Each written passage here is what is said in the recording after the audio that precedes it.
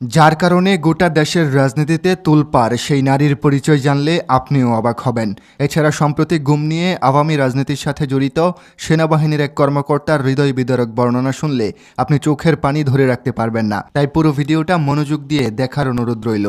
সুন্দরবন থেকে দস্যুদের ব্যবহৃত একটি ট্রলার ঢাকার নিকটবর্তী নদীর তীরে রেখে দেওয়া হতো। ট্রলারটা সেখানেই থাকতো। গুম করা মানুষদের এখানেই আনা হতো। রাতের অন্ধকারে ট্রলার নদীর বুক চিরে এগুতো। নদীর নিস্তব্ধতা ভাঙত সেই আওয়াজে। তখনই পার্সেল বা প্যাকেট তারা যে নামই বলুক তাকে প্রস্তুত করা হতো। ব্যক্তির পায়ের সাথে সিমেন্টের ব্যাগ বেঁধে দেওয়া হতো। সিমেন্টের ব্যাগ দুটো সহ তাকে ট্রলারটির কিনারে দাঁড় করিয়ে বা বসিয়ে রাখা হতো।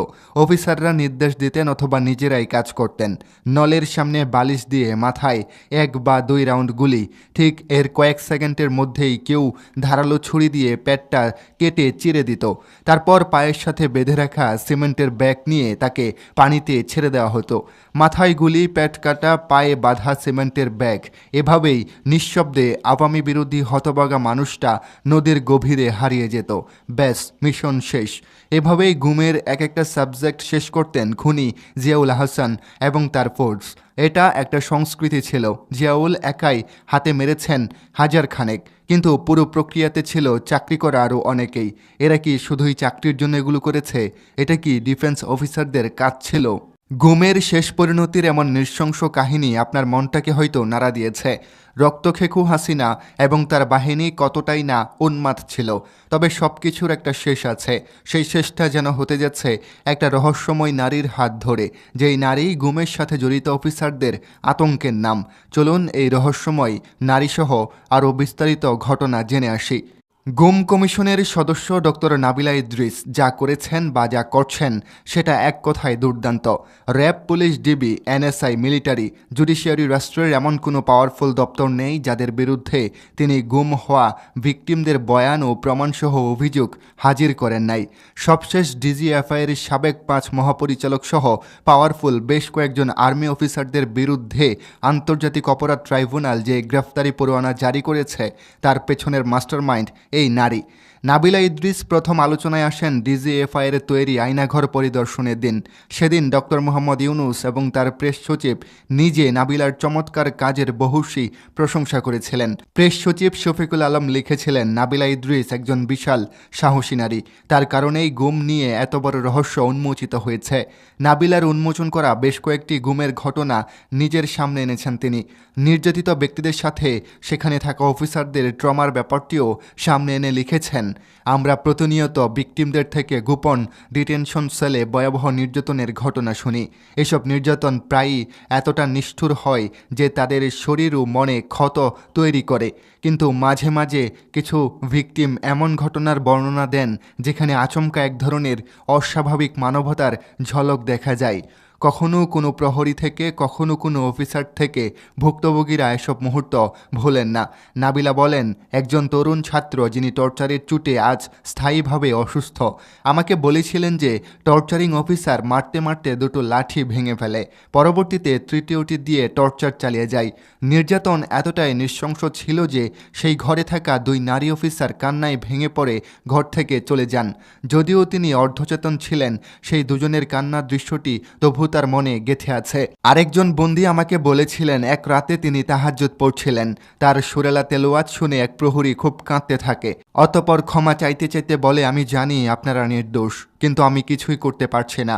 পরবর্তীতে যখন বন্দীকে কিছু সময়ের জন্য সেল থেকে সরিয়ে আবার ফেরত আনা হয়, তখন সেই প্রহরী আবেগ আপ্লুত হয়ে বলেন, আপনি বেঁচে আছেন?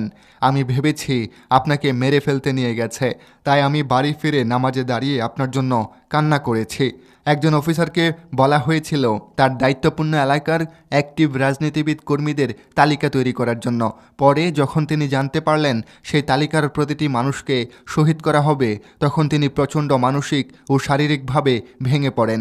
কিছু গোপন বন্দিশালায় বন্দীদের জন্য বরাদ্দকৃত খাবারের পরিমাণ ছিল প্রহরীদের আনুমানিক অর্ধেক, কিন্তু এসব বন্দিশালার কিছু ভিকটিম আমাদের বলে নিষ্ঠুর প্রহরী বহু ছিল, কিন্তু ভালো প্রহরী ডিউটিতে থাকলে আমরা একটু বেশি খাবার পেতাম। প্রথমে ব্যাপারটা আমার কাছে খুব সন্দেহজনক ছিল, কারণ রেশন তো নির্দিষ্ট, তাহলে অতিরিক্ত খাবার কোথা থেকে আসে? কিছু সাক্ষ্য নেওয়ার পরে বুঝতে পারি সম্ভবত অল্প সংখ্যক প্রহরী তাদের নিজেদের খাবার বন্দীদের দিয়ে দিত। হয়তো এসব ক্ষুদ্র ক্ষুদ্র কাজের মাধ্যমে কিছু মানুষ অপরাধ বোধ থেকে মুক্তি পেতে চেয়েছে, এরকম নীরব প্রায়শ্চিত্ত করেছে। নাবিলা বলেন, এই প্রায়শ্চিত্ত বিষয়টি নিয়ে আমি অনেক ভেবেছি। একজন জুনিয়র অফিসারকে একবার জিজ্ঞেস করা হয়, আপনি কি হত্যা করেছেন? তিনি ইতস্ত হয়ে বলেন, দুজনকে করতে হয়েছে আর 4 জনকে হতে দেখেছি। তাকে জিজ্ঞেস করা হয়, এই কাজের বিনিময়ে যে টাকা পেয়েছিলেন কি করেছেন সেই টাকা? তিনি বলেন, গ্রামের মসজিদে দান করে দিয়েছি। নাবিলা বলেন, তার উত্তরটা আমাকে অনেক ভাবিয়েছে।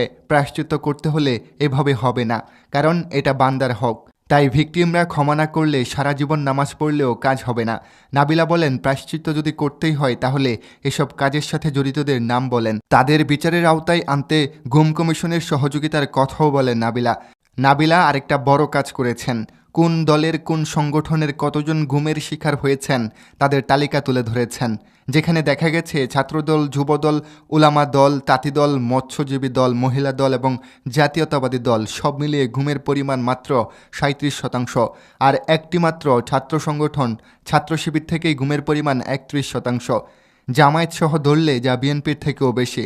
অথচ বিএনপি ছাত্রদল বলে বেড়ায় শিবির নাকি গুপ্ত সংগঠন, যার কারণে শেখ হাসিনার আমলে হওয়া গুমের মতো একটা রহস্যময় ঘটনা ফাঁস করেছে সেই নাবিলা ইদ্রিস আসলে কেই বা তার পরিচয়। 2024 সালের 8 আগস্ট ডক্টর মোহাম্মদ ইউনূস তার নেতৃত্বে অন্তর্বর্তী সরকার গঠনের পর আওয়ামী লীগের সময়ে গুম হওয়ার ঘটনার বিচারে ওই বছরের 27 আগস্ট যে 5 সদস্যের গুম কমিশন গঠন করা হয় তারই একজন সদস্য ডক্টর নাবিলা ইদ্রিস। ডক্টর নাবিলা ইদ্রিস পড়াশোনা করেছেন ক্যামব্রিজ বিশ্ববিদ্যালয়ে, পরে শিক্ষক হিসেবে যোগ দেন ব্র্যাক বিশ্ববিদ্যালয়ে। নাবিলা ইদ্রিস আশুগঞ্জ পাওয়ার স্টেশন কোম্পানির পরিচালক পদেও কর্মরত রয়েছেন। তবে সাহসী এই নারীকে এর আগে প্রশাসনে শিবির ঢুকানোর ব্লেম দিয়ে সচিবালয়ে ঢোকার অনেক নিষেধাজ্ঞাই জারি করেছিল উপদেষ্টা আসিফ মাহমুদ। সে সময় চিঠি দিয়ে গুম কমিশনের নাবিলা ইদ্রিস এবং ঢাকা বিশ্ববিদ্যালয়ের শিবিরের সাবেক সভাপতি রাফি সালমান রিফাতের বিরুদ্ধে উপদেষ্টাদের অ্যাপিয়াস নিয়োগের অভিযোগ তুলেছিলেন তিনি। অথচ 24-এর 3 আগস্ট এক দফা ঘোষণার সময়েও আসিফের ঠিক পিছনেই দাঁড়িয়ে থাকা লোকটাই রাফি সালমান রিফাত। আর আন্দোলনের সময় পুরো পরিবারকে ঝুঁকিতে ফেলে উপদেষ্টা আসিফদের নিজ বাড়িতে আশ্রয় দেওয়া নারী হল নাবিলা ইদ্রিস। আসিফের এই চিঠি প্রকাশ পাওয়ার পর অনেকেই বিশ্বাস করে বিএনপির লোকেরা নাবিলা ইদ্রিসকে জামায়াত শিবির বলে আখ্যা দিয়েছিল।